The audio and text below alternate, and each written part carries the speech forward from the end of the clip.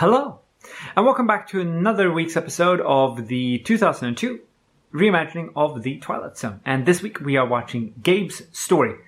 And it starts with an off-screen car crash so that you can save some on your effect budget. What you need to do is have two crashed cars and a sound effect prior to its introduction, which works out great. This episode stars Christopher Titus. Now, Christopher Titus has done a bunch of really great content over the years, including some fantastic stand-up.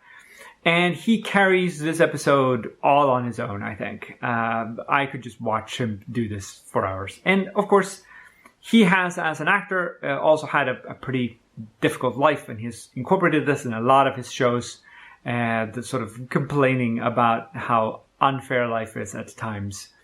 And he does this supremely well, and does it supremely well in this episode as well.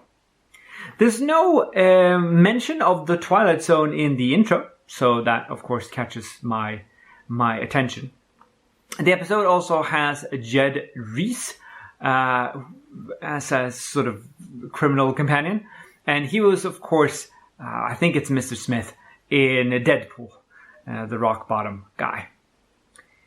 That is a lovely skyscraper. I don't think you would be able to fit it in downtown Vancouver, but it is a great piece of architecture and it looks like a massive building. I think if you want to rewatch this episode and listen to just the sort of talk in the hallways of this building, you could make up another 3 or 4 episodes easily, because there's a lot of interesting tidbits that they talk about here.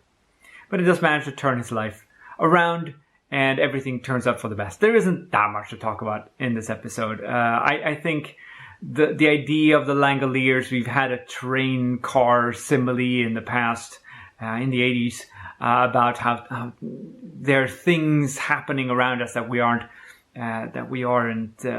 aware of. And of course his crash with the car sort of jostled him into an ESP set.